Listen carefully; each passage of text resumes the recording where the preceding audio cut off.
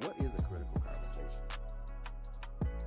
A critical conversation is a conversation that reveals important context, not only about ourselves, but about other people. Critical conversations edify, heal, and provide substance. Join Latanya Harris Gooden as she introduces us to critical conversations right here on Trailblazers Radio.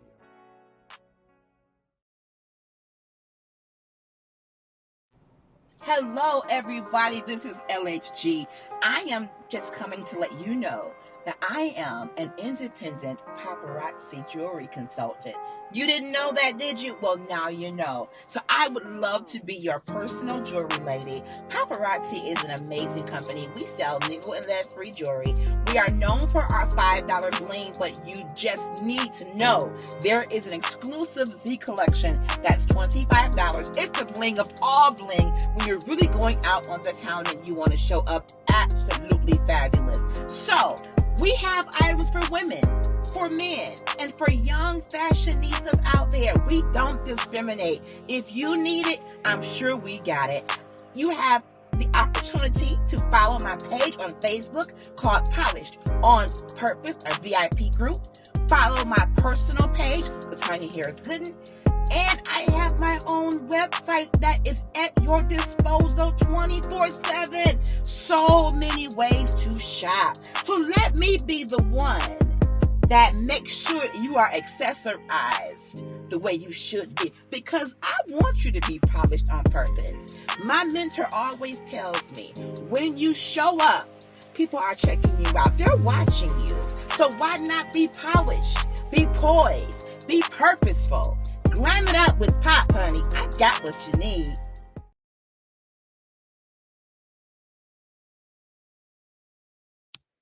There we go. Good afternoon, everybody, and welcome to tonight's edition of Critical Conversations, the mental health discussion.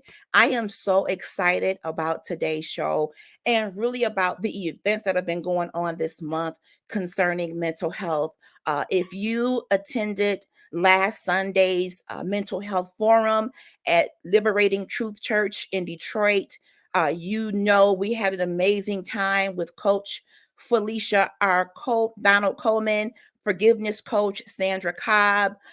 It was amazing, and we had such real conversation about real life, real issues, and that's really what mental health is. It's a real issue. It's no need to be ashamed if you are going through mental health crises. We need to bring it to the forefront and have these kinds of critical conversations to make sure you know that there is help and that there is hope and you do not have to suffer alone. So for those of you who are joining me for the very first time, I'm Latanya Harris Gooden. I am your hostess of this show. This show was created technically about 4 years ago at a library when I did my first interview. Shout out to Ashley Soleil, who was my very first guest, and we talked about cyberbullying and even incest. And it kind of grew into just some Facebook lives here and there. But just last year, I got a call from the CEO and COO of Trailblazers Radio. Shout out to Trailblazers Radio and subscribe, by the way, shameless plug. And they asked me to do what I love, to be a podcaster. It has been a dream to do what I do each and every Saturday and Tuesday, to come to you with real discussions and real conversations, uncomfortable conversations, but necessary conversations. And I really want to thank you all for those of you who have been supporting me from day one. October 29th was my very first show, and I have been moving full speed ahead ever since.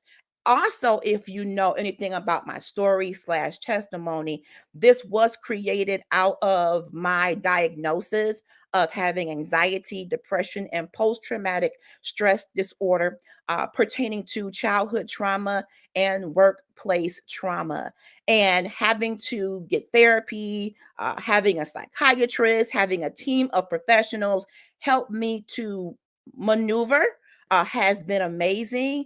We are demystifying what therapy is and what it's for. We in our culture, unfortunately, as African Americans, we have kind of shied away, and as Christians or church people, we've kind of shied away from that, and unfortunately, we've suffered. We try to pretend that we have it all together when we're in each other's presence, but secretly we are dying, we are taking our lives, we are suffering, and we're passing on this trauma to other generations because we won't talk about it. We won't get help.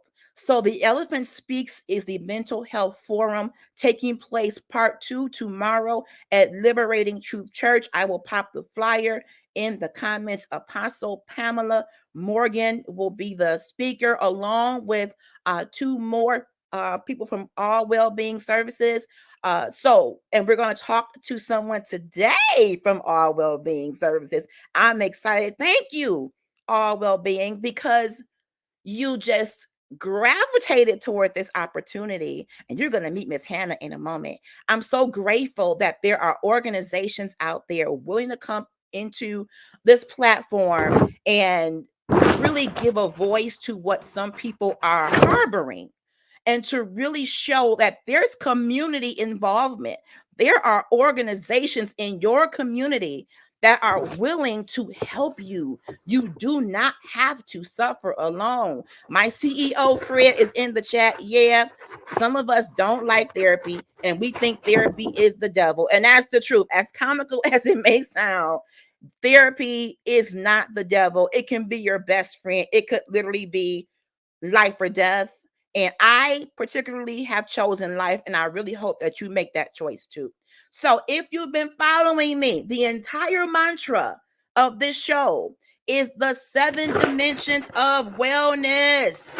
The 7 dimensions: physical, emotional, spiritual, environmental, financial, social, vocational. And we've been on emotional for a few months because it's just that layered, it's just that heavy. And in my opinion, how else can you flourish in the other 6 if emotionally you are a wreck? If emotionally you are detached, you are scattered, you are in fear, you are in denial. So we've been doing this in order to get information out to you, to show you, women and men, mental health matters. Your mental health matters. So, why did I call this Critical Conversations? I called my show this because if we don't have these conversations, many of us won't survive. Many of us will stay stuck in an abyss of trauma, ruminating thoughts of our past, and we will never be able to live in the fullness of who God made us to be, and will always be in this vortex of why this happened to me. Well, we can't say why it happened. It did happen, and we can move forward. So, without any further ado, I am going to bring up my guest for this evening. Her name is Hannah. I want to say Burkett. Give me a thumbs up if I said it right, or a thumbs down if I said it wrong, Hannah. Okay, I did. Kind of. Okay, in the middle. I'm going to bring her on and she can pronounce it the right way. So I need you to give a warm virtual welcome to Hannah B. Hello. Actually, yeah, it's Hannah Burkett. You're very close. Burkett. So close. I just had emphasis in the wrong spot. Well, thank you, Hannah. I want to say a huge thank you to you and the entire organization of All Wellbeing Services just for being open to having this conversation. I know that there's going to be 2 more people going to Liberating Truth tomorrow for the forum. You didn't have to graciously accept. So I just say a humble thank you for being a part of this very, very important discussion. And I want to give you a chance to introduce yourself. Talk to us about what you do. Before I do that, I did a little bit of homework and I found out a little bit about what All Wellbeing Services, we're going to call it AWBS for short. what you do in a nutshell, but we're going to unpack that layer by layer and talk about what your slice of this looks like and how. Oh, here comes our next guest. Kimberly is coming in, and I'll bring her up in just a moment. But because of what I've been dealing with, Hannah, I am now on a journey, a full speed ahead journey to have as much conversation as possible about mental health. And I know that this is a layered conversation. We're going to get as much as we can get in this hour to an hour and a half. But I want to, first of all, let everyone know this is I believe, is it just Michigan based, Hannah? Yes. Okay, just want to make sure. So in Michigan, there are a couple different locations of this organization, and they offer comprehensive evidence-based mental health services for children, adolescents, and adults in a welcoming environment. A variety of services, including but not limited to case management, psychiatry, outpatient therapy, and peer support services are available to enable people to reach their treatment goals. They have an integrated and multifaceted approach to empower their clients to use their strengths and abilities to lead healthier and happier lives. Wow. That alone blew me away because many of us have not been living our happiest life. We have not really, I would even say, we've been merely existing because of mental health diseases, disorders, turmoil, whatever you want to call it. And to know that there is an organization out here which has been around for decades. I want to say about 60 plus years. Yeah, I think so. That's a long time. I'm only 47 years old. Yeah. But it's just to know that it's a pillar in the community. When you've been around that many decades, you've become a pillar in the community. And to have a mental health focus, it's amazing. I want to know, Hannah, what do you do? Introduce yourself to my viewers and just kind of give us an idea of what your capacity is at AWBS. Alrighty. So at AWBS, I'm an intake specialist. Okay. So I'm the first face you see when you start your mental health journey. So usually we try to be really welcoming. Here we ask you a bunch of questions, so heads up. And just try to connect you with services that best fits your need, as well as we're also person-centered planning. So that means you decide your goals. We don't tell you what to do. You decide where you want to take this journey. So that is kind of the element of my job. Awesome. So when you say intake and you mention a lot of questions, I happen to work in the insurance industry. And when we take our initial calls, we ask a lot of questions. And sometimes questions can cause people to be a little uncomfortable, especially if you are asking ones that are somewhat personal. Even though you're doing it with the perfect intention, how do you make them feel comfortable when they're going through this intake process, Hannah? So usually myself, just as being a practitioner for about 6 years, I try to be really welcoming, calm. I kind of give them a heads up that I'm going to be asking personal questions, and if there's any questions I don't want to talk about at that time, that's completely fine. So typically, while we go through the intake process, it can be about an hour to two. Okay. And I do ask a lot of questions. So I try to make it a very welcoming, understanding, as well as judgment-free environment, so people feel like they're able to share. So that's kind of how I set it up. Awesome. I want to talk about what I just read in terms of what AWBS is about. And before I get too deep in that, my second guest, Kimberly, is in the studio. I'm going to bring her up right now with that beautiful smile. I'm loving these smiles today. Hi, everybody. Hi, Kimberly. Hi, I'm here. Yes, I'm so sorry. I completely lost track of time. I don't know what happened. About that. You came in just in time. Okay, perfect. Do you two know each other? Yep. Yes. Yep. Okay, very good. Very good. Yes. So, Kimberly, welcome officially to the show. Thank you for having And, me. and I'm so grateful once again for how enthusiastic you both were to even come on today to talk about something as sensitive as mental health, but as necessary as mental health. Oh, yeah, And for sure. yes, I want to talk about, I guess this was kind of the mission of what you all do. What is evidence-based mental health? Can anyone address that? What does that mean? I can go first, and then if Kim Yeah. wants to. Okay. So evidence-based. So typically, a lot of our therapeutic techniques, as well as the course of treatment. So we use evidence-based treatment. That means it's been verified, it's been Okay. studied. So it's not like we're pulling stuff out of our hat. We use specific curriculum to address specific mental health needs. I love that. I love that. Anything Yes. to add, Kimberly?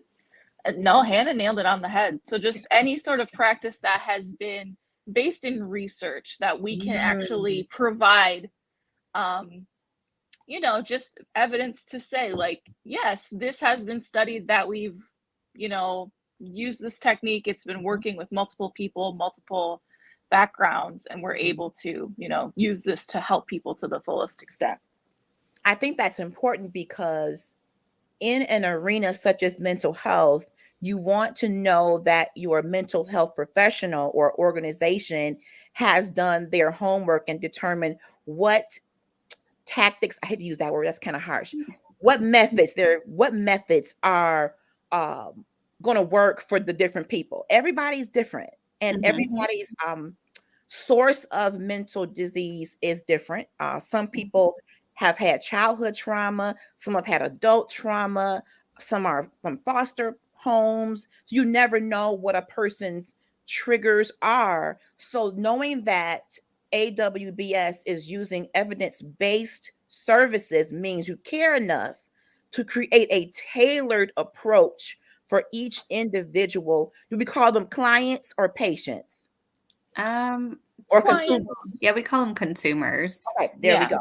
So for the consumer, and I personally appreciate that because in my experiences in having therapy, and please know, listeners and viewers, do not be ashamed.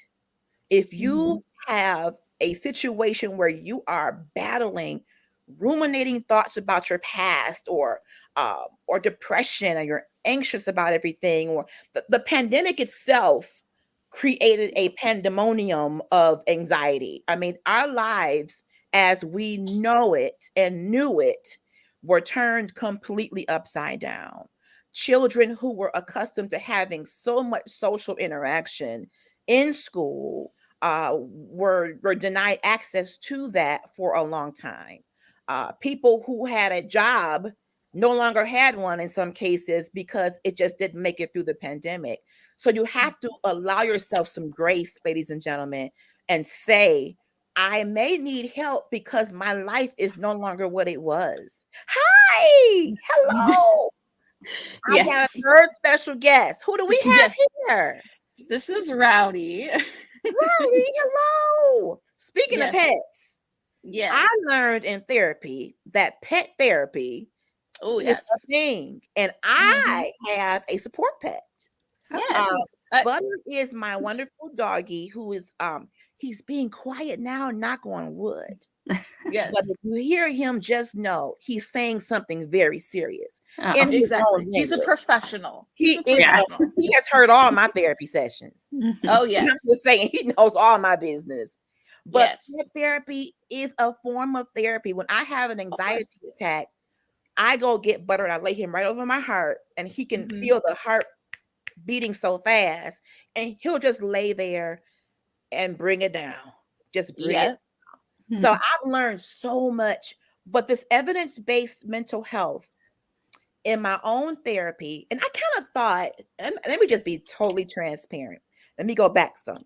There is a misconception that people that have mental health conditions are only people you see talking to themselves, swatting at flies, and having these emotional, strange outbursts.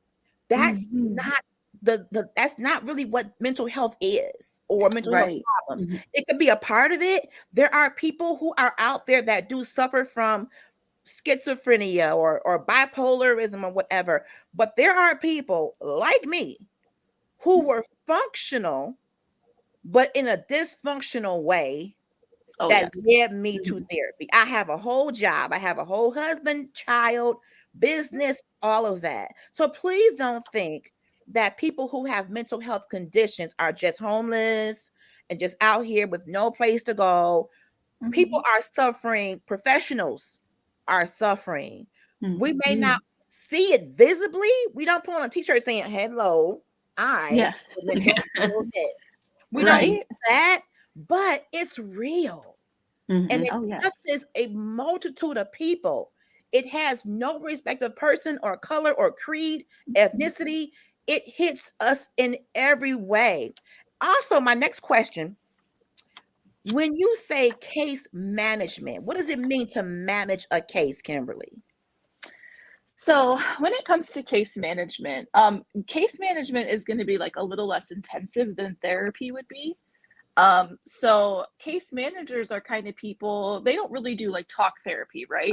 But they're more of like the doers, the problem solvers. Mhm, Not that therapists aren't, but they're mhm. going to talk with you and figure out like, okay, so I can't do therapy with you, but what are some things that you're going through? What are some things that you're struggling with and how can I help you with that? So Okay, those are going to be the people that are going to be, like out finding resources for people. They'll okay. do referrals a lot.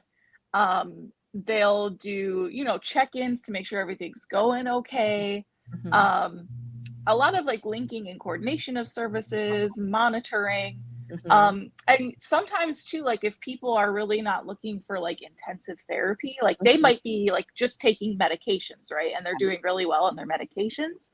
A case manager can just check in once a month and make sure like you getting your appointments, you're taking your medications as prescribed, everything going okay? Do you need to see the nurse? So it can be someone to just kind of touch base with while you're receiving mental health services like medication management, and just make sure that everything is going okay. I think that's phenomenal, because, and you mentioned someone may not feel comfortable at this point with intensive therapy. Therapy can be Mhm. intensive. Yeah. You Oh, can yes. open up some things that maybe you haven't talked about. It could be somewhat triggering, it could be somewhat jarring. I'm just going to be honest. We just had a show just last night about incest. And for the Mhm. first time in my entire life did I associate incest with what my stepfather did to me. I just Wow. didn't. I In my mind, he wasn't my bio father. So Oh, that right. word just was too harsh for me. Oh no, no, that's not my no. Mhm. However, because of him being a father figure in my life, yes, that was what he did to me, was actually incest. But as soon as I said it, my entire chest was on fire. It Mhm. was a trigger. However, Mhm. I've learned how to channel the triggering energy into, you needed to get this out, Latanya.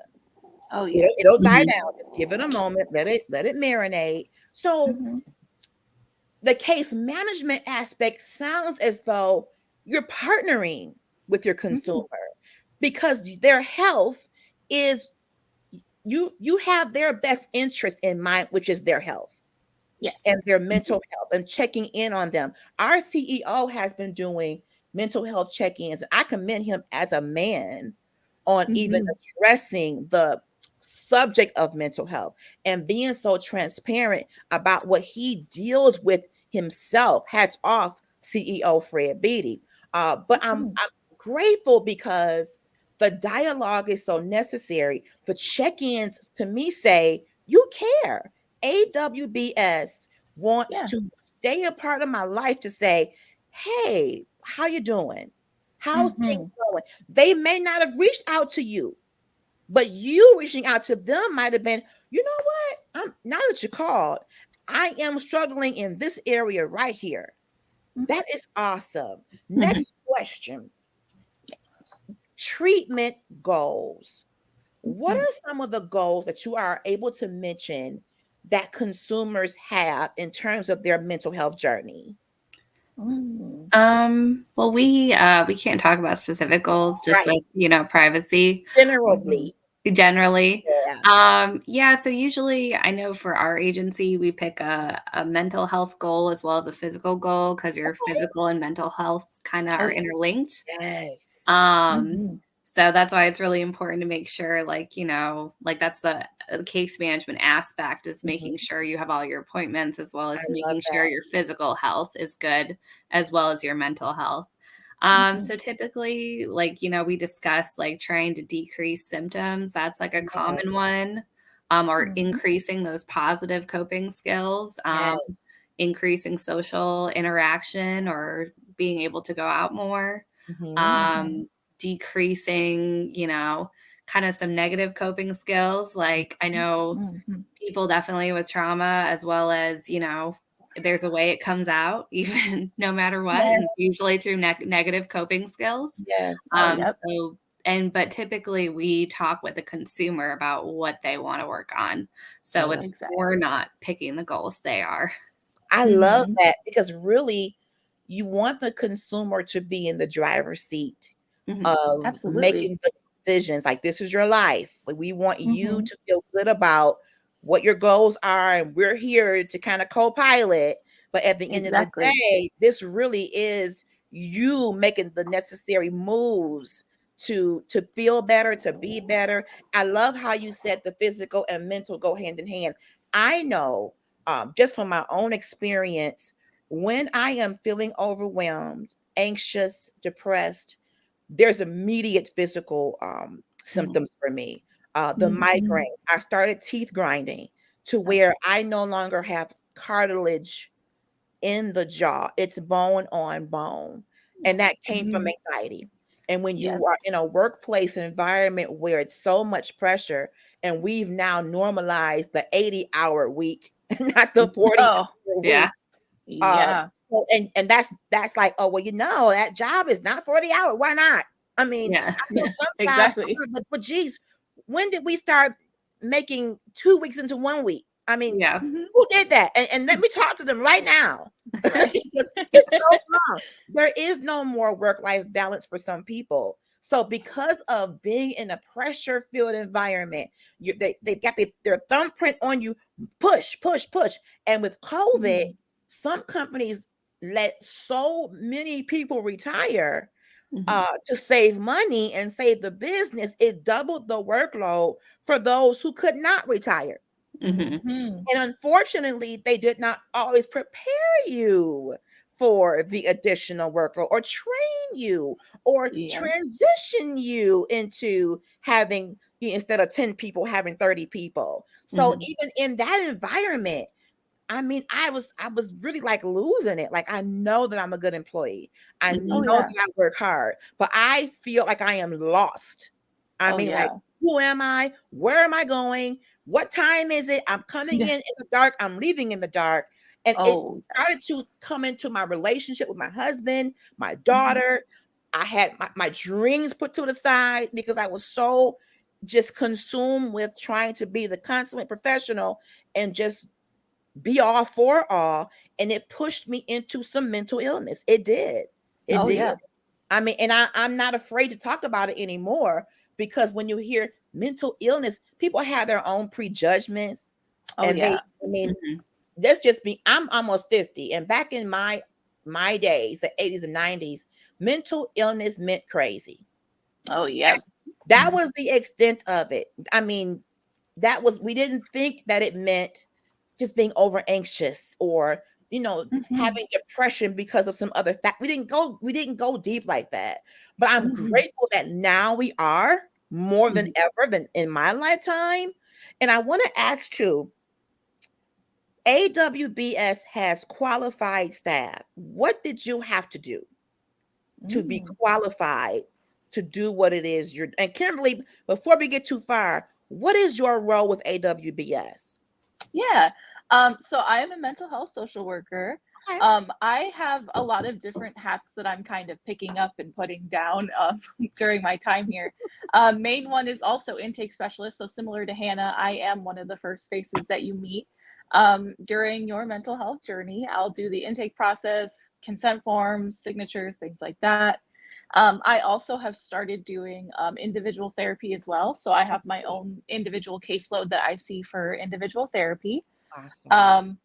I've been running a couple groups as well. I'm trying to expand my group repertoire now so I can have more groups with more people.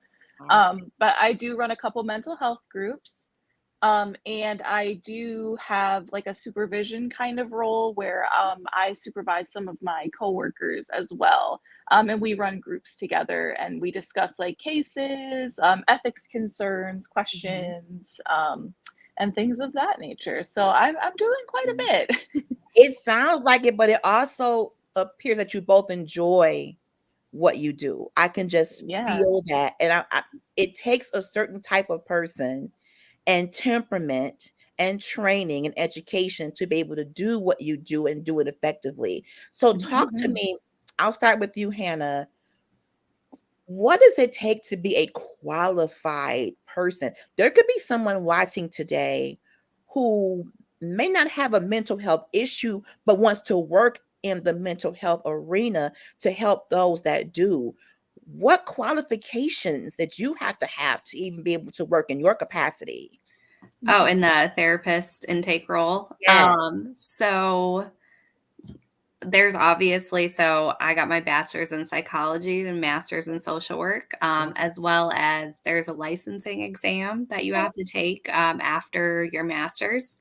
And then if you want your clinical licensure, you have to have 2 more years of supervision as well as pass a test. So we have quite a lot of qualifications as well as testing, as well as continuing education to be able to stay in our role. So we're constantly learning and growing as clinicians. Awesome. Question for you, Kimberly. Yes. The continuity of care. How important is it to have a continued care role with any organization that's helping in mental health? Oh, it's so important because due to the nature of the field that we're working in now, non-compliance is kind of like our biggest enemy. I've never had any issues with any clients that I've worked with. It's always just been the non-compliance part. So we need people to keep their appointments and we need people to continue to come because really, like you said earlier, we're the co-pilot here. Right. So at the end of the day, like if you're not taking your mental health journey seriously, then there's really nothing that I can do to kind of help move you along, right? Right. If there's no driver in the driver's seat, the car's not going anywhere. Nowhere. Yes. So with continuing care, as case managers, as therapists, we do have like certain expectations that we're supposed to meet, you know, specifically like for our agency and like for legal reasons too, because like if we don't hear from you and we don't reach out to you, we could be liable if something happens to you. That's just the nature of the work that we do. So usually too, like what we'll try and do, like we'll say that someone's been non-compliant. If it's been more than 90 days, then we go ahead and activate like the advanced action and discharging process. So each month, so each 30 days of those 90 days, we're at least reaching out once and saying like, hey, how's everything going? So we'll reach out by phone. We've started doing mailing. We have letters that we send out to clients to just make sure like, hey, like, are you still interested? Do you want to come and visit us still? And we just make sure, you know, like at least once a month, we want to check in and see like, is everything going okay? You're getting your appointments, like what's going on? Because if you start missing multiple appointments, then as a clinician, like I personally will get concerned, like, you know, are we not serious anymore? Is something happening? So it gets really difficult. That's why continuation of care is really, really important, especially after they leave the agency too. So there might be somebody who's ready to move on to bigger and better things. But we got to make sure that they have those tools in place. So if an emergency happens and you can't come to us, who are you going to call? Who's your support system right now? So even after they're discharged from our care, we're always trying to plan for them and say, you know, like, is everything going to be good once you're gone?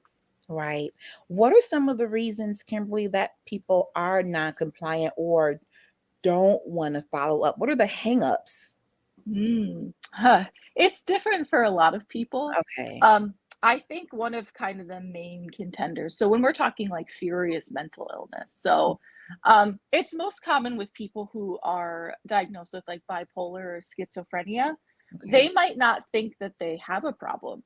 Ah. So they, especially when it's bipolar, when you're in that manic state, Mm-hmm. you're really high, you're really up there, you're getting things Yes. done. It might not be getting done completely, but like I'm starting these tasks, I'm getting things done, I'm going, going, going. I don't need to stop. There's nothing wrong with me. I'm good here. So we have a lot of people that come in, if they're diagnosed with bipolar, it's Mm-hmm. usually when they're depressed because they can't function. When they're manic, they don't want to come in because they're like, oh, I'm perfectly fine. Everything is totally, totally cool over here. I can handle this on my own. Right. Um, and same with schizophrenia, it's just that idea there's no insight into the mental illness, so they don't Mhm. think, like this is something like that I might need assistance with, like, oh, I'm perfectly fine. I might be hearing things and talking to myself, but I've always done that. I'm totally fine. Like I'm out here, I'm functioning, I'm getting my groceries. Like, so what if I laugh in the apple aisle by myself and people give me a funny look? That's just normal for me. Mhm. Mhm. um so there's that lack of insight into their mental illness to say like, oh yeah, I do need some help with this, or yeah, I could use some assistance right now. um and then too, another big one, especially in Detroit, transportation is a really big thing. So Yes. if there's no way for them to get to the agency, then how are they going to have services? One thing I will say about COVID in terms of like, if you want to consider it a positive, Mhm. Mhm. is Right. that we're able to do like telehealth services. So at least like Yes. we can overcome that barrier of transportation. Mhm. But transportation is a really big one. Like before COVID, we couldn't do telehealth Right. services with clients. So the fact that we can now is actually like really great. So just in case they can't make it in, the buses are messed up, their car broke down, their usual ride can't make it, I don't have money for an Yes. Uber. We can either do telehealth, or at our locations as well, we are Mhm. able to offer transportations for appointments as well on certain days of the week. Love So it. yes. That is um awesome. yeah, so transportation, lack of insight, and then sometimes I think people get scared. I Mm. think they realize like, "Oh, like I don't wanna go into this anymore." I thought I was ready to kinda take those steps and say, Okay. "Oh, this is what I've been through, this is what I wanna work on, this is what we're gonna do." Um, I think people just get so nervous because it's like, well, if I start going through this and digging through it, I don't know what's going to happen. Yes. Things are getting too deep too fast. And Yes. sometimes people just aren't ready to kind of open up that can of worms. Wow. Wow. I Mhm. guess that's why uh your staff have to be so expertly trained, because I'm thinking if you push too much Mhm. and too fast, it could have a negative effect, just as not talking at all. You may have Mhm. to go in little small palatable bites to Yep. make the person feel comfortable. Because I remember my first therapy session and all the dots that were connected in my life. I'm like, I never, what? Mhm. And some things I had never voiced. Some Mhm. some things I had never said. And one quick story, I had to do jury duty, Mhm. and I'm the real strange person that likes jury duty. I just like it. But I Fair never enough. knew that I had a case that had to do with sexual abuse. Oh, yep. Hey, no problem. I'm in the jury, I think it's called jury box, but the Yeah. jury thingy, and I'm sitting Mhm. there, and the judge asks a question of each juror about sexual assault. Dun, dun, Mm. dun, dun. I'm like, um, wow. I'm gonna have to be honest here and say, me, Mhm. and I felt I was frozen in that moment. All the other jurors answered theirs, okay, fine. But when it got to me, I'm almost hearing myself talking like, Oh. this really happened. Did you hear what you just said, self? You did experience this. And they did dismiss me from the case because they didn't think I would be, the right fit. And that's fine. But it made me realize, yeah, LHG, this really happened. And Yeah. I caught myself forgetting about it, but it doesn't go away. It manifests No. itself in so many other ways, not trusting people, relationship issues, not having the right standards in who you pick to have a relationship with. So it's just my first therapy session was very heavy. Yeah. When I unpacked my life and the decades of my life, I felt like I think trauma is a time traveler. Oh, yes. I went back to that little girl, that powerless little girl that never really had a chance to speak about what happened to her. And she shows up in my adult life, and I have these moments where I just take a trip back. Yeah. And it's powerful, and it can also put you in a place of such vulnerability and fear and shame and guilt. And in my particular case, when I did decide to tell about the trauma, my parent didn't believe me. So there's that part of the trauma. Yeah. Trust my mom? Do I not talk to her anymore? Do I just stop talking? I mean, so you have these layers of trauma. Oh, yes. I want to know from either one of you ladies who want to jump on, what is 2 misconceptions about mental health? 2 misconceptions. I can definitely go for that one because I've heard a lot of them. Okay. So usually I've heard the common one where it's just for people that, have really high mental health needs. Or a lot of people feel that, yeah, they have a lot of stress right now, but they'll just get through it. That's a common one I've heard or like, I'm not, I'm able to work. I'm able to do X, Y, and Z. Even though I cry every day, I'm still okay. Wow. I've heard that, or just trying to get through it. I've heard a lot of people say that. And or people say, I can't do mental health. It's not for me because I have friends. And it's like, Wow. and so usually when I try to educate people about it, because I'm a huge mental health advocate, is, sometimes friends don't have those trained listening skills that Kim and I have. Also, it's therapy is a wonderful experience because it's an hour devoted to you. That person is not your friend, it's not your family, and they're able to talk with you, make connections with you, listen to you. That's a big one. As well as, understanding we have maturation crises. That's normal throughout your lifetime. So any person at any point in their life will possibly need help. So it should be kind of a normalized thing instead of it being kind of stigmatized and shunned when you're reaching out for help. So yeah, that's kind of the things I've heard. That's good. What about you, Kimberly? Yeah, I think kind of the common one is that just, oh, I don't need that. Like, that's not for me. I think too, there can be a lot of cultural differences when it comes to like mental health and how we perceive it.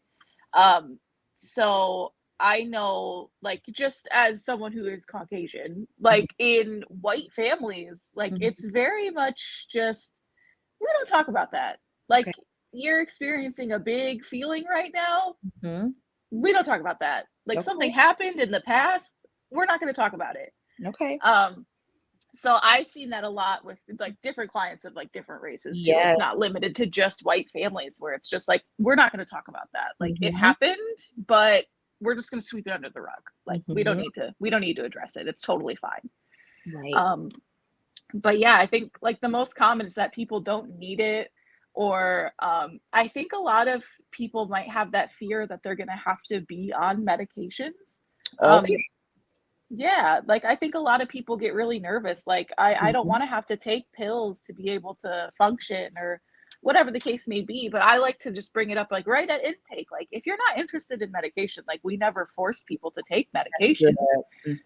We might encourage it. So like depending on what you're going through and the situation, and even how long you've been in treatment, to see like if you've been here a year and you're still experiencing some of these same symptoms, but you've been like talking with me and seemingly improving, we might need that little extra, boost to just say, here you go, here's a pill. It'll help you balance everything out up here and you'll be able to function better. So I think sometimes people get really scared, like they're going to have to be forced on medications or forced to be taking pills when they might not necessarily need to. Wow. That's another common one I see. Very good. You mentioned a word earlier, Kimberly, mania.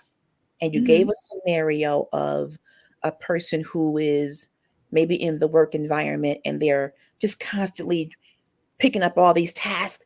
And you were describing me. And I have the habit of, like, say you're at your desk and an email goes out. Dear team, okay, opposite word, dear team. Yeah. I would like to have someone take on this project and do the following things. Team, okay? I am the first to always respond. Do I have time? Nope. I'm behind everything I'm doing. But there is something, it happens so quickly, Hannah and Kimberly. I never knew why. I'm like, well, am I just being overzealous? Is this anxiety? What is it that makes me not step back a minute and analyze? Tanya, do you have the capacity? Nope, then don't touch it. But I'm right there. And what happens is the response is, I got it. Right. I'll get to it right now. But there's only one right now. And only one thing can get done in each moment. And I'm always that one. She's gung-ho. She's the one that is willing to step up. But then when I have my meeting with my superior is, okay, what did you get done though? Well, about that, I started this. I will start emails, never hit send, take phone calls, do other stuff, get ready to close out of Outlook and have 20 emails that never got sent. Yep. And I believe that is a form of mania.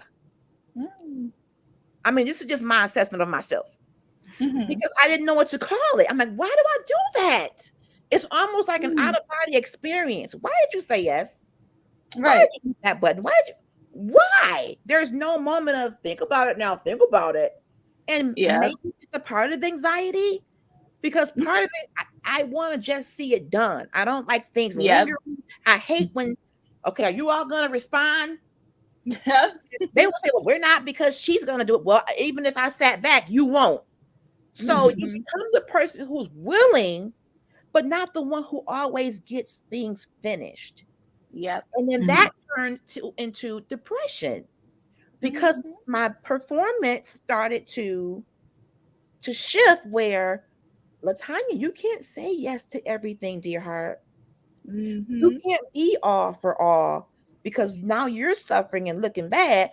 They're not going to testify for you and say, yep, she was over here helping me. Yeah, she was over here helping me. Yeah, they're going to say, hey, that's on you. So that's a part of, is that possibly anxiety? I would say anxiety and kind of just being a people pleaser. And I'm saying that from a place of experience. Yes, because I'm very much the same where I want to see it get done. And my mom always tells me, if you want something done right, you do it yourself. Do it yourself. Right? So that's why sometimes I'll end up taking on projects because I'm like, I know how to do this. I can take care of it. And then, like you said, I have 15 emails. I have 15 phone calls. I have 15 notes that aren't done. But I think that's coming from that place of anxiety, maybe being a people pleaser. And there was another thing you said where was like hyper independence. Like, I need to get this done. Only me can do it. Yes. And I've noticed, because do you have kids at all? I have a 20-year-old. When you're a mom, I'm a I see mom. this a lot in mothers.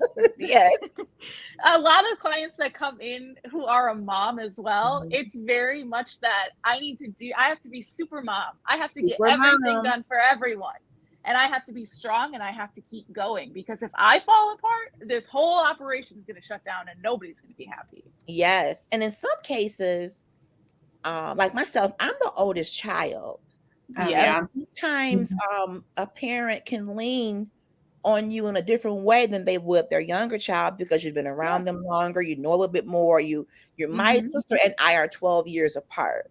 So, Ah. when we were young, we shared a room and I became little mama, at Yep. 12, 13 years. I'm like, hey, this is your kid, not mine. But Yep. I grew to love her so like she's my little baby even now, and she's 36. I think Right. she's 36, but it's like sometimes I don't think she's that old, but she's 30 plus, 30 plus. But sometimes when you're a single mom and when you've Yeah. had to step up to the plate for so long, I've been married for Mhm. 5 years. So I've only known, that kind of support, from my Mhm. daughter for 5 years. Prior to that, it was me. I had to make all the decisions, get everything done. If it Yeah. didn't come through me, it wasn't happening. So sometimes our environment and our circumstances make us respond a certain way. And I think it kind Yep. of trickled into, my work. Plus, I've always been the go-to. If you need something, go right Yes. over there. Her name's Latanya, and she will help you. Oh, Mhm. yes, I will help you. And saying no would make me feel guilty, like a Mhm. failure, like I'm not pulling my weight. And I never Yeah. wanted anyone to say she just doesn't make the cut. She doesn't pull her weight. The problem with it was not saying no made me appear to be like I was slacking. Mhm. Mhm. I'm working 10, 12 hours. I know I'm not lazy, but the Mhm. way I was allocating my time Yeah. Mhm. and my energy and my effort just wasn't healthy. Just not Mhm. healthy at all. So I want to switch gears. Yes. In light of what we experienced this past week at Mhm. MSU and so many other situations in terms of school shootings, um, mall shootings, I want to Mhm. know. I put a post out there and I asked a question. I said, is it fair that when something bad happens, the very first thing we say is it's mental illness? Is that Mhm. fair? Mhm. Um, I feel like there's a lot of factors here. Like we don't live in Yeah. a vacuum Right. at all. You Yeah. know, even when you're explaining your example of like, you Mhm. know, your work stuff, like there is multiple different things that contribute to that one action. Right. So I feel Mhm. like people kind of putting a stamp on one thing as a result of a horrible tragedy, it's not really giving it justice. There's Yeah. multiple reasons and multiple factors of why that occurred, and unfortunately. Mhm. I Yes, I agree. What agree. you think, Kimberly? Same thing. You agree? Yeah, same thing. We can't just pin everything on a mental illness. It's almost similar like when people, I don't know if you're into astrology at all, but like when A people little are like, bit. yeah, when people are like, "Oh, I do that because like I'm a Leo or I'm an Aries, so that's why Right. I do that." It almost feels like that kind of like dismissive thing. Like I'm not going to Mhm. take care of that or like this problem isn't that big because, it was just mental health and we'll be able to Mhm. take care of it later. When it's like, "No, we need to start taking care of it now. We need more Yes. preventative care so we don't see tragedies like this." So if it was mental health, maybe we could have gotten services in place for people that would prevent this. But I'm glad you segued into that. Let's talk about preventative care Mhm. mhm. because it almost seems as though mental health or seeing a therapist, psychiatrist is more reactionary sometimes Mm, than Yeah. preventative. We tend to wait until all hell is breaking loose yep. and even then some of us don't get help, but it's almost as if for me, I continue my journey. I want to stay well. And when you Mhm. have anxiety and depressive symptoms, it comes in waves. I can be Oh, on yeah. top of the world. If anybody has watched my social media page, you probably say, "Oh, what is she going through now?" One moment I'm the queen of the world. Yep. Life is wonderful. I am woman. Hear me roar. I got this. Like, I Post, can take on like, anything. the next post is like, I feel like a train ran over me and backed up.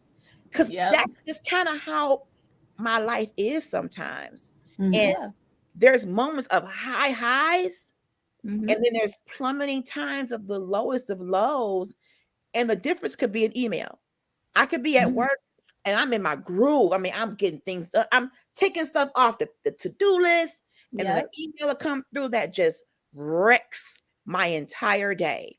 It's so rude, Mhm. it's so condescending, and I'm Yeah. like, I want to go home right now. Yeah. I Mhm. really, I'm feeling like I can't do this. And that's kind of how some illnesses are. Yeah. You're looking at the mountaintop, I can climb Mount Everest, or you're looking like, oh my God, I'm gonna fall. I mean, Yeah. and sometimes there is no in between for me. And I'm Mhm. like, I want people think something's wrong with me because my posts are like, but it's my real life, people. I mean, Exactly. Mhm. there's some days where I can go the whole day, like, oh, and I'll post, today was a good day. I'm learning how to celebrate better. Yes. And how to Mhm. say, oh, this was, oh my God, I watched Game of Thrones today. I ate, my favorite ice cream today. And it may seem Mhm. so like minuscule for people, but people, you don't know what anxiety and depression really is unless you have experienced it. Yep. And when you can Mhm. have a 24-hour period without Mhm. being depressed, for some of us, that's a treatment goal. Mhm. Oh yeah. I want to sit up in the bed and not be laid out for the whole. I want to get out the bed. I want to get a shower with my favorite Bath and Body Works. I want to Yes. smell good, put on the reddest lip I can find, and say, "Hey, world." Mhm. I Mhm. mean, I celebrate little things like that Yeah. because for some of us people out there, good days don't come a lot lately. Mhm. So you learn to relish in it and bask in it because I don't really know what tomorrow is going to look like for me. Yeah. And what Mhm. may not move you may derail me because of what Mhm. I'm dealing with. You can see a movie, a billboard, something can trigger you, a song, a cologne. Mhm. Triggers are so real. And Oh you can go yes. from being like, I'm so happy to. A song did that to me. I heard a song on one of my favorite gospel artists' album. Mhm. And Mhm. at first, I'm singing it. It's an old song, right? Mhm. Right. And it hit me. Where did I hear that song before? My stepfather, who was inappropriate with me, used to sing that song. So although Mm. in the moment I'm just rocking out, but then like, where did I hear this? Then the memory hit and Mhm. down it went. So Mhm. I keep continuing appointments at Mhm. least once a month, depending on how I'm feeling, maybe once every Yeah. other, whatever, because I want to have more good days. Mhm. Mhm. I want to experience me because sometimes mental illness turns you into somebody else Yeah. Mhm. you don't recognize. And Mhm. you like, why did I say that? Why did I do that? Why did I Yeah. go there? Why did I engage in why did I drink that? Why did I smoke that? Why did I and Mhm. I call myself a social drinker, but when you're dealing with depression, sometimes you add extra because Mhm. you want to be numb. Mhm. And yes, I Mhm. said it. I have done that. Mhm. I Yeah. have drank too much. Not because I just like the taste of it. I liked how it made me feel. Yep. Mhm. It detached me from reality, even if it was for a temporary amount of time, but it took me away from my pain. Now, when I came back down from that high, that pain was like, welcome back. Mhm. But Mhm. at least in that moment, it didn't exist. But I learned that it was doing me more harm than good. My family, my husband was like, I just think you're overdoing it. And I got very offended. What do you mean? I'm not an alcoholic. I can handle my drinking. But yeah, I had to get therapy to stop. I had to leave it alone. So that maybe meant I couldn't maybe go out to that place or associate with this person because that was my weak point. Mm-hmm. And I have a family member who is now, I think he's probably about 15 years sober now. Oh, wow. So I've seen my family member go through detox and not wanting to live and depression after losing a marriage and losing a mom and losing a brother or a niece all in a 2-year span. So yeah, I've seen what alcoholism looks like. And I will be honest. I said, that's not going to be me. Mm-hmm. I'm strong. I was told as a young child, Christians don't drink, Christians don't get drunk, Christians, whatever. And no offense to anyone who's not Christian or who is. This is just my truth. But just because you have a certain spiritual belief doesn't make you immune to life. Mm-hmm. Life has been lifing. And for some of us, we have used substances to try to slow life down. Let's get into that substance abuse. Do you deal with that in your treatment, Hannah? Do you handle that in your job? So I also have a caseload too. And then I know I mentioned previously, but for about 6 years, I was with family and children. Mm-hmm. But typically when we do have an intake, sometimes they'll mention like past substance use or current substance use, but sometimes it's typically like, well, it's not an issue right now. Okay. And so typically we kind of, the goal is to kind of figure out what works best for them, and you can't force somebody to do substance abuse treatment if they're not ready. But most of the time I do more mental health and not a lot of substance use right now. Okay. Kimberly, are you into handling substance abuse treatment at all? I'm trying to get there currently, actually. Because in order to provide, I think it's substance use services, I think it's in at least the state of Michigan, there is certain licensure that you can get. It's called like a clinical drug and alcohol like specialist. I forgot the name of it. Okay.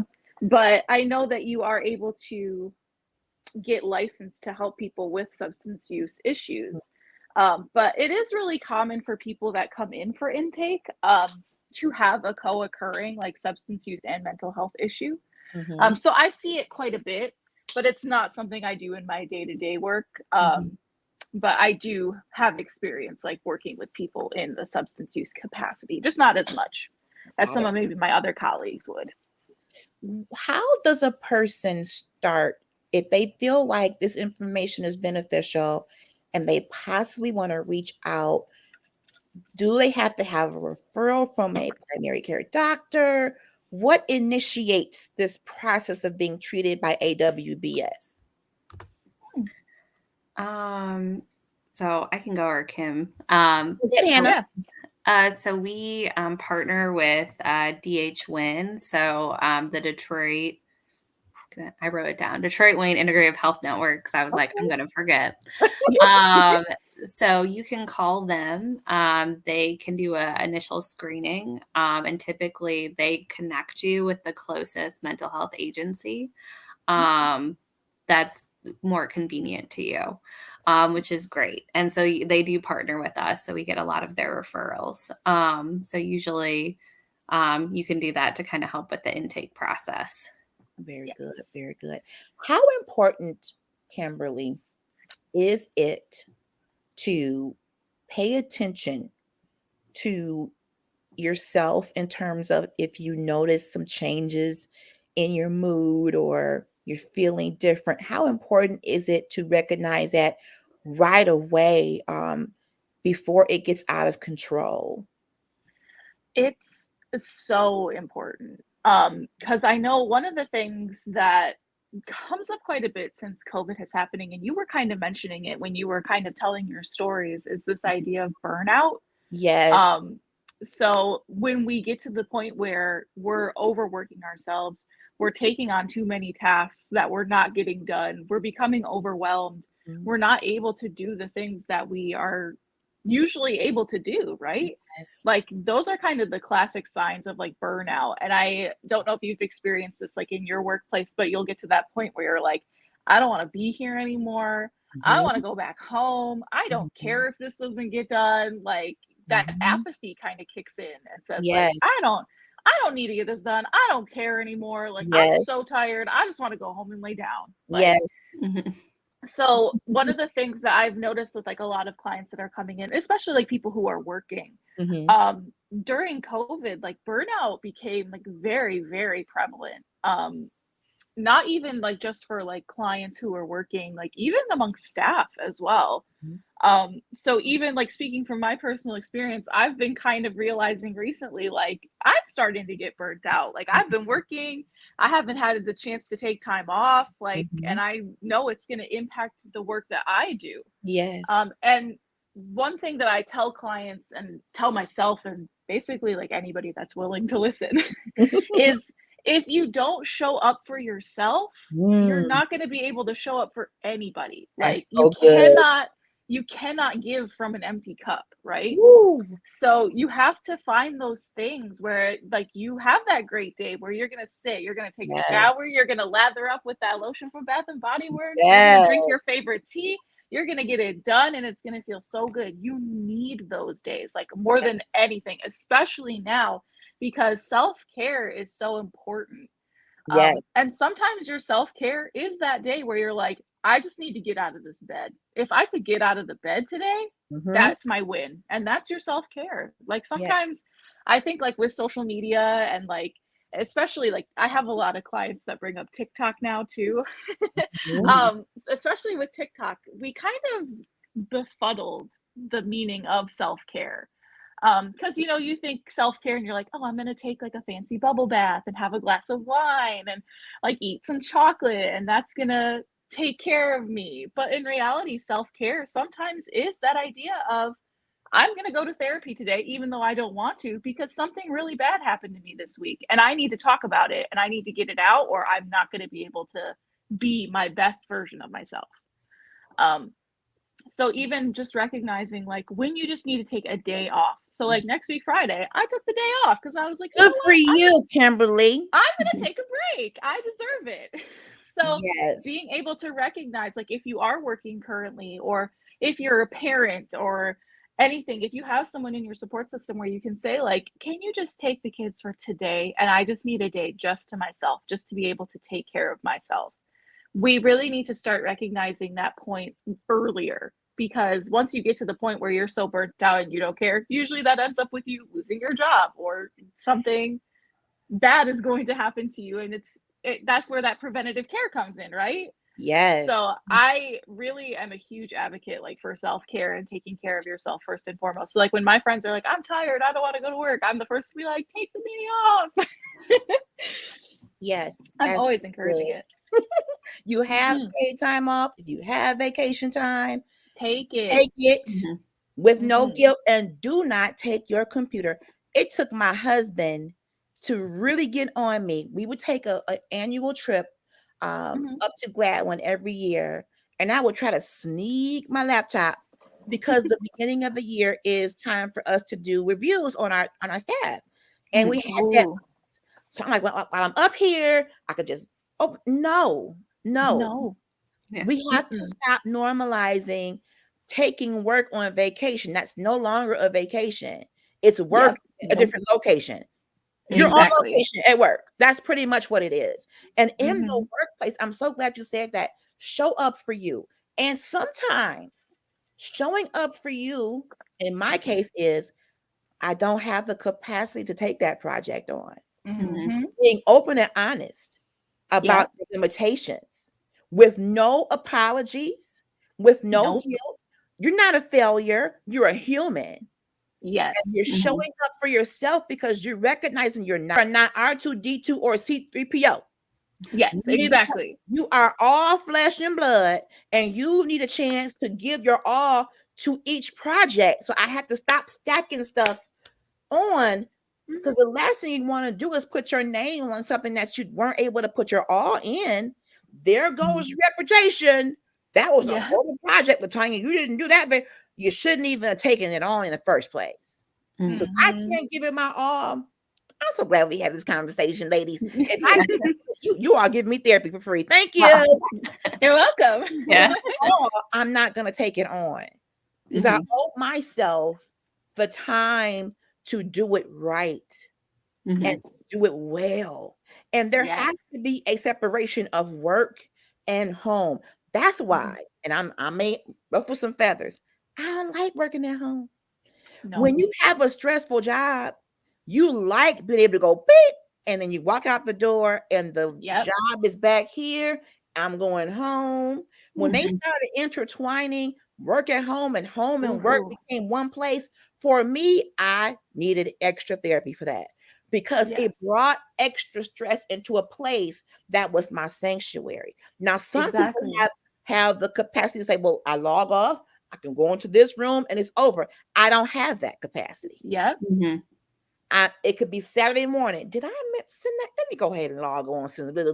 No. So for me, I was one of the last Mohicans that was going into the office with a smile on my face, but I'm not doing this at home. I'm coming to work. It could be a blizzard. They will have to beg me. Latanya, you think it's not go in there? But no, you don't understand. I can't combine work and home. It just wasn't working for me. It was not. Okay, we got a comment. Hi, you are a psychologist. You have mental health tag. Okay, all right. Lularoo 2004. Thank you. So I'm learning to create boundaries. My mental health journey is inclusive of a boundary setting. It doesn't have to be a knockdown, drag out, leave me alone. It could be fine. And I'm unable to attend. I'm unable to do this. I'm unable to, maybe not right now, but catch me on the next time you do that. And just say, my capacity has limits. Because we teach people that we're invincible. The reason why they come to us, they know Latanya will do it. It's like that old commercial. Give him to Mikey, he'll eat it. It's like, I mean, that's me. When nobody else wants to touch it. Oh, I'm not doing it. I'm not doing it. Oh, I know who will. Yep, got it. Like, oh man, and now you're on a hook for it. That's my personality. I love to serve. I love team wins and we get it done, even though I did it. Right. That's just in my deep. My mom was that way. She was the consummate office person that just got everything went through her. The administrator, she did it all. She ran a church or two. She trained, she preached, she did everything. So I saw that growing up. I saw that be a strong woman, hear me roar in my home. So I didn't have any other, way of living other than get out there and work hard, retire, and try not to die. I mean, literally. Is there something else? No, I don't want that. So I don't know how. Don't work hard. What does that even look like? Don't work hard. I want to go to work. I don't want to go. So it's just mental health includes self-love. It includes boundaries. It includes saying yes to you and maybe no to someone else in a loving way, in a respectful way, because you want to live and not just merely walk the green mile like a zombie. Time to make the donuts. I want to be fulfilled. I've had a great career in what I do, but now I'm like, I kind of got some dreams. I want to be a dang on podcaster. How about that? So I mean, it took me separating myself from some other stuff to say, yeah, I want to do something for me. And it feels so good. And that's helping my mental health. The more you do for you out there that fulfills you, your life's impact. Oh my goodness. Do whatever that is. Exactly. Boy, whatever your purpose in life is, teacher, baker, singer, podcaster, therapist, whatever that is, tap into that. Please tap into that, because burnout is real. And I have for nothing sure. against a 9 to 5. I have made good money in my career. Thank you very kindly. But now I'm ready to make good money doing my passion. Yes. That's my goal. That's my goal. Yeah. All right. What I want to know now from you ladies. You mentioned, I think it was Kim that mentioned group. You do group sessions? Yes. So as of right now, I do have a couple groups that are closed, so they're not accepting new clients at this time. Okay. But one of my goals for 2023 is to work on making like an open group, so like people can kind of come and go as they please, and we talk about like different mental health topics. Yes. Because I personally, like, I love running groups. Like, I know a lot of people, one of the most common things if I bring up group therapy, a lot of people are like, I don't like people and I don't want to be in a group. And I'm like, okay, I respect that, but also you're really missing out, because I love running groups. They're the best, because a lot of times I'll be there as the therapist and kind of the person that's running the show, but the clients are really the ones kind of putting the ideas out there. They're helping each other. And it's such a collaborative and like beautiful effort that's why I love groups so much, is because you'll come and you'll think that I'm going to be the one teaching you something, but it's really going to be Miss So-and-so from down the street coming in and saying, oh yeah, you know what? I went through something similar. I can help you, or I can lead you in the right direction. Like, that's why I love groups. That's why I'm really hoping this year, if I can at least run open group and just have lots of people coming through, I would love that personally, because I love running groups, and I didn't think I would either. You're making me want to get a couple of degrees here. Go into that, because for me, I've gone through group therapy, and there's a camaraderie when you're in the room, and they do this for substance abuse groups, for mental health groups. When you have people in the room who you don't know, you have no real investment in their lives at all, but they are willing to share some of their innermost thoughts, and you find commonalities. Like, wow, I feel like that. Like, wow, I'm going through that. It kind of makes you feel like I'm not out here, just by myself going through.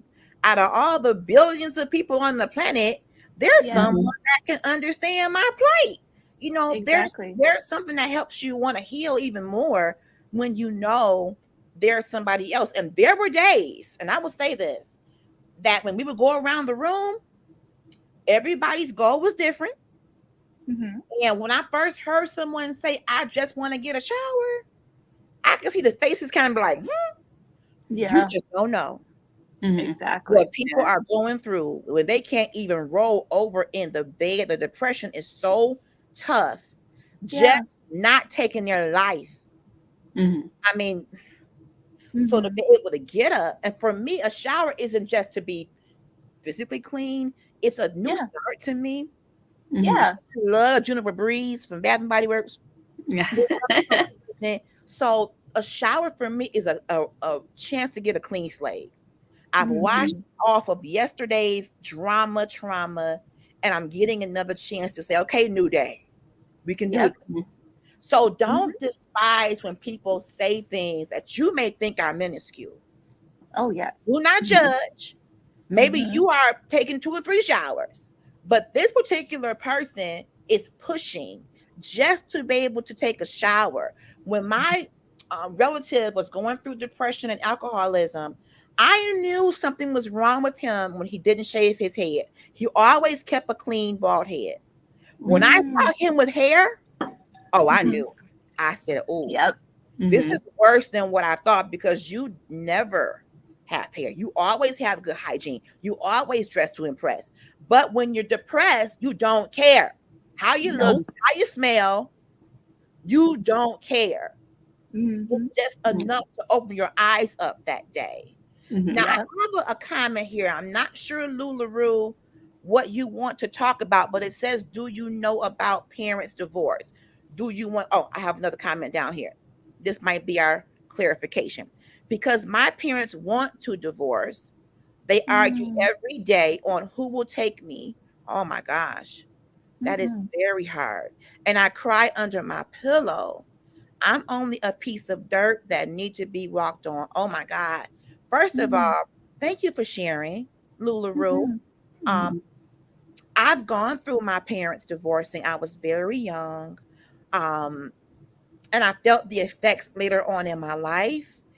But just mhm, know you're not a piece of dirt. You are a human being. It's mhm, not your fault that your parents want to divorce. There may have been some things that happened that they just may not be able to work out. So let them be adults and handle that part. But they love you, they created you, and mhm, don't try to figure out why. mhm, That's a grown person thing. mhm. They may argue, and that's a part of being a parent too. Um, Yeah. sometimes Mhm. you just don't know how to communicate in a way that's not loud or not, kind of like that makes me uncomfortable. I'm a parent, and I've had to apologize to my baby about some things that she's 20, not my baby, but what she She's your heard. baby. She's Yeah. my baby. I She's your baby forever. Yes. Yeah. Sorry you had to hear that, sweetheart, because your stepdad and I, didn't agree on something. But I really need you to know you're not a piece of dirt. You are a Mhm, beautifully made human being, unique, fearfully and wonderfully made. But it sounds as though this divorce thing is really bothering you. So mhm, maybe you may want to talk to your parents and tell mhm. them how it makes you feel. When you argue, I feel blank. When you Yes. fight, I feel blank. It makes Mhm. me feel like a piece of dirt. It makes me feel like you don't see me, like you don't love each other. I feel responsible for your divorce. The most important thing you can do is open your mouth, LuLaRue 2004. That's Exactly. just my Mhm. advice. I'm going to let Yes. the ladies chime in too. No, yeah, like you nailed it on the head. And two, like if you feel like there's somebody else that you can talk to, like maybe if your parents, you don't feel like you can be as open or communicative with your parents. I'm not sure how old you are, but if you have like a trusted adult in your life or a friend that you can talk to, um, you can always go and turn to them instead, um, and say, I'm going through this and I really need someone to just listen to me or talk with me or figure something out. Um, Mhm. and just reading your next comment about like better than them listening, like Mhm, arguing and shouting all the time. Like mhm. sometimes I think parents, they might want to stay together for the kids, Right. even if they're not, the best fit for each other. And I think the fact that they're very brave in the sense of they're going to take that step and recognize like we're Mhm. not working out and this Right. is going to not only impact us, it's going to impact our child as well. Mhm. Yeah. So if you have someone that you can reach out to, like maybe if you don't want to talk to your parents, definitely reach out to them and let them know exactly what's going on. That's good. Also at schools, there's counselors too that can connect you Yes. with services. Mm-hmm. That also helps as well to kind of find an adult figure that can kind of communicate with you. Mm-hmm. Um, so I would definitely recommend that. Yes. As well as, kind of finding someone who's your sounding board. Mm-hmm. Thank you. Now I understand what you meant by this comment, LuLaRue. Um, I am not a psychologist, and neither are, I don't believe Hannah and Kimberly are, but my Mm-mm. page does have a mental health tag because I talk about mental health. But as my guests have said, please reach out to someone, be it a school counselor, be it your parents, be it a grandparent you trust, someone that you trust, but you can say, this is how I'm feeling. And I Yeah. learned that from therapy. It's called I messages. I Oh, I feel Yeah. I statements. Yep. statements. I I statement. Mm-hmm. statements. I feel this when you do that. Because how Yep. else will they know, LuLaRue? Mm-hmm. How Mhm. how else will they know that arguing makes you feel like nothing? Yeah. Parents aren't perfect. Trust me. They're Mm-hmm. not perfect, but we are probably the most imperfect beings Oh because yeah. I mean, we were able to have kids, but that doesn't make us perfect. And Exactly. sometimes parents are hurting themselves, which Mhm. makes them argue because they got some stuff that's going on in their minds too. That's kind of Mhm. overwhelming. We all kind of been overwhelmed lately. So give Mhm. them a little grace, but please tell them how you feel. I think you may feel better just getting it off your chest and Mhm. making sure that they are aware. Yes. Mhm. I I would love when agree. my daughter tells me, I don't always respond like I should because I get nervous, like, okay, what I do? What I do? But I like Mhm. Yep. when my daughter feels comfortable enough to say, hey, mom, when you said this, you kind of demean my feelings. I'll give you an example. When this Mhm. whole pandemic thing came, I'm thinking, oh, homeschool, you guys are gonna have a blast. It's gonna be so easy. Oh Mhm. yeah. No, no, I minimize the fact that that was their social environment. Oh And yeah. Mhm. they were used to a teacher, a structured day. From Mhm. this time to this time, you get this class, then you have to be at home. And some kids didn't have the best home life.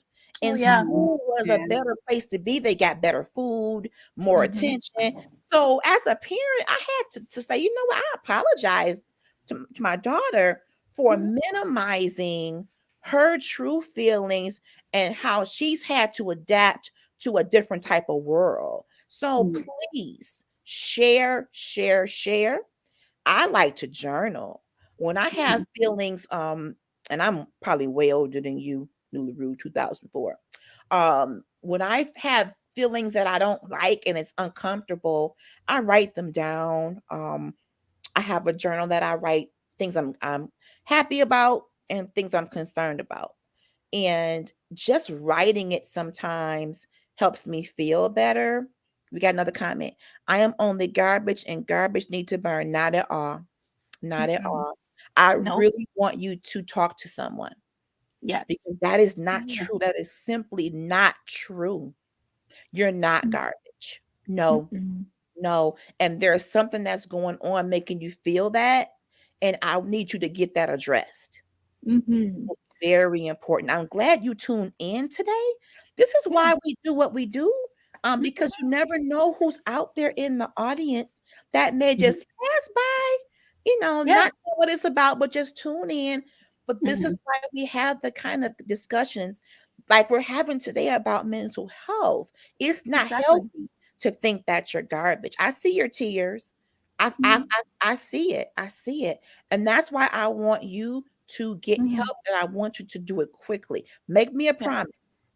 Please make me a promise that when we're done here, that you will talk to your mom and dad and someone you trust and say, you know what? I want to talk to you about something. This is Mhm. how I'm feeling Mhm. inside, and I don't like the way I feel. Make me a Mhm. promise. I need you to do that for me. It's very important that you follow through on that, Lularu. You're not Mhm. worthless. You're not garbage. Not at all. Garbage Not gets at all. out. You're way more important than some old raggedy chicken and fish bones. Oh no. Mhm. You are a whole human being. You did talk to them? Okay, well, keep talking. And if Mhm. you need to get additional help, ask your parents to help you get additional help. Maybe Mhm. talking to someone who doesn't know you will Yeah. make you feel even better. It helps Mhm. me. It helps Mhm. Mhm. me. No, I don't want you to end everything. That is not the No. way. I promise you it's not. Mm-mm. I promise you that is not the way. No, I've Mhm. had those thoughts too, Lularu, and I need you to hear me and hear me well. That's not the way. Mhm. That's not Agreed. the way. And there's no guarantee that they'll be happy together. We don't Mhm. know that. But you are still here. I need you to know you're worth living. Your life is worth Yes. living. You're important. Exactly. You are important, Lularu. Please, I beg of you to not think that way. And if Mhm. even though you do, there's hotlines out here that you Yes. can Mhm. call. I don't have them in my head right now, but there's a suicide hotline. Give me a second, Mhm. Lulu. I'm going to Yeah. find I it. was. I'm gonna find Now it. they have an easy number to do. There's like too. a text to number. Mhm. I'm looking for it. Don't go anywhere. 'Cause I need you to get some help. Mhm. Okay, 988. Yep, that's it. Mhm. You can text 988 to get help because you're concerning me, LuLaRoo. I'm concerned because that means you've taken on all that arguing and all that fussing and you're internalizing it. It's not your battle, Mhm. sweetheart. Mhm. It's not It's yours not. to fight. It's not your fault. It's not your battle. Mhm. Okay? Text 988. I need you to get help. Mhm. Do not end your life. I Mhm. beg of you. I don't even know you, and it doesn't matter. You are a human being, and we share this planet together. I need you to live. Promise me you will dial 988 and get help. Promise me you will keep talking. Please, please. That is why we're talking about mental health. And Mhm. there can be Mhm. organizations in your town. I don't know where you are, but you can Google help. The internet is full of resources. You don't have to go through this by yourself. Mhm. There's help for you. I'm so glad you stopped by, but I need to know that you will not end it. Mhm. I need to know so I can sleep tonight because I'm going to be looking for you and trying Mhm. to find you. You deserve to live. Let these adults please dial it. Please. 988, my dear. Promise, Mhm. That's good. promise me. I'm so serious, LuLaRoo 2004. It's a reason why you came through here today. It's a Mhm. reason. Mhm. Things happen for a reason. Please dial it. Help and hope is only a text away from you. Mhm. Let your parents handle parent stuff. Okay? Let them Mhm. handle that. That's not your problem. But it would be horrible if they lost you. Mhm. I promise you they wouldn't be happy. I have a child and I wouldn't be able to make it if Mhm. anything happened to my baby. Yep. And I see, I Mhm. call her my baby. She's 20. I don't know how old you are. But a parent's love is serious. It's just Mhm. parenting stuff and couple stuff. Yep. You got a Mhm. ways to go. That's their stuff. Yes. Mm. It Yeah. will be better. Keep saying that. Keep saying that, LuLaRoo. Keep It. saying that. I promise you it will be. Keep Mhm. saying it till you believe it. Yes. Yes. Get it down in your spirit. It will be better. Mhm. You're 17. Bless your heart. Yeah. You got a Mhm. lot of living left, LuLaRoo. A Yes, ma'am. whole lot of living. Mhm. 17 is a good age. Oh, I right. had a good time at 17. You got, Right. you got a lot of ways to go. Let parents do parent stuff. Mhm. No, you said it right the first time. It will. You said it right the first time. So I'm gonna Yep. go back and put your other message up here. This is the one I like better. Yes. It will Mhm. be. It will. Yeah. We're gonna stick with that one. It Yes. will. It will. So I got to get out of here. I can't tell you how thankful I am, Mhm. Hannah and Kimberly, for this time that you spent with me on my show. This topic it's kind of heavy, Yeah. Mhm. but it's so necessary, and I'm grateful to professionals such as yourself and AWBS for all the work that you do. What can the community do? What part can we play to Mm. make sure you keep doing what you do?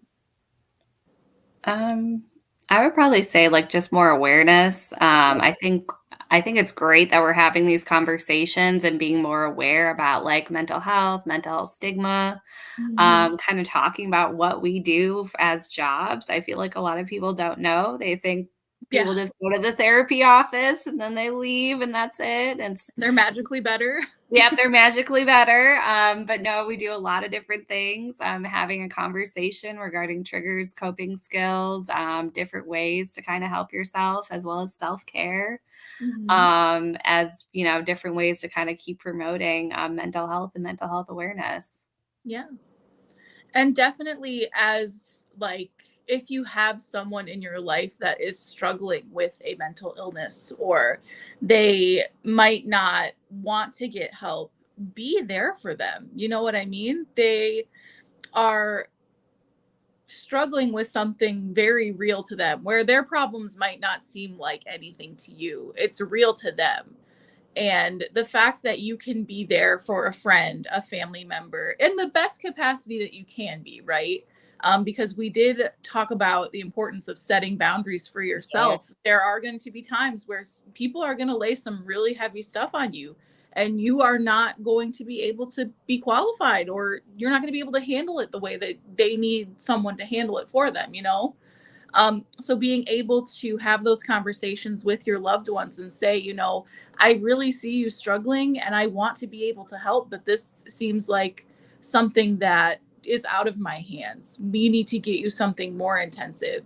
And even too, I've had clients come in with a trusted family member just for support. So if you have someone that really needs to get some sort of help and they want to go somewhere and they want to see a therapist, but they really need that extra support, go ahead, go with them if you have the capacity. But remember too to take care of yourself. Yeah. Yes, it's very important. Yes. So we're going to get out of here, and I'm going to be following up with LuLaRue because I want to make sure LuLaRue knows that there is support here. So to my listeners and my viewers, especially you all in the Michigan area, I'm in Westland. I think there's different locations of AWBS, but Google all well-being services. If you're in Michigan, if you need their services, if you're not sure if you do, but you kind of think you might, call them. Yep. I'd rather you do it and then regret not doing that. Your mental health matters. Yes. If you haven't already, please subscribe to Trailblazers Radio. That is our platform. Also, Critical Conversations. I'm on YouTube and Facebook. I thank you all for joining us, and I'm looking forward to meeting 2 more of your colleagues tomorrow at Liberating Truth Church's mental health forum called The Elephant Speaks. And I am looking forward to having that. LuLaRue, I'm still here. Don't go anywhere. Message me. I'm not too technically savvy, but I'll figure out how to message you. But I need you to call that number. So to my listening and viewing audience, thank you for hanging out with us. Hannah, Kimberly, my thanks, a million thanks to you. Yeah, thank you. AWBS. I'm just making sure I don't miss. I don't know how to message you, LuLaRue, but I'm going to find you somewhere. Are you coming from YouTube? I'm old, LuLaRue. Bear with me. I'm way older than 17.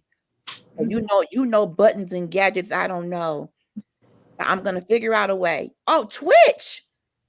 I'm not even sure I even have a Twitch account, but I'm sure Trailblazers does. Do you have Facebook, LuLaRue? I can be messaged that way. Most importantly, I need you to dial that number, that 988 number. I need you to get help today. Please. Please. That's the most important part of our conversation. I need to know that you're going to get some help today. You don't have Facebook? Okay. I'm not even sure. Do you know what Twitch is, ladies? Oh, it's like a streaming service, I think. Is it? Yeah. I don't know anything past that, though. LuLaRue, I am an old fogey, LuLaRue, but I need you to call that number. Please. And I'll figure out how to twitch you back. I'll find someone who knows how to twitch. And I'll twitch it back. Trust me. I mean that. But to all of my viewers, I'm going to try on a Twitch. I got to get out of here. Thank you, Hannah. Thank you, Kimberly. Everybody have a good night. And thank you for joining me on Critical Conversations. Good night, everybody. Good night. Thank you. Good night.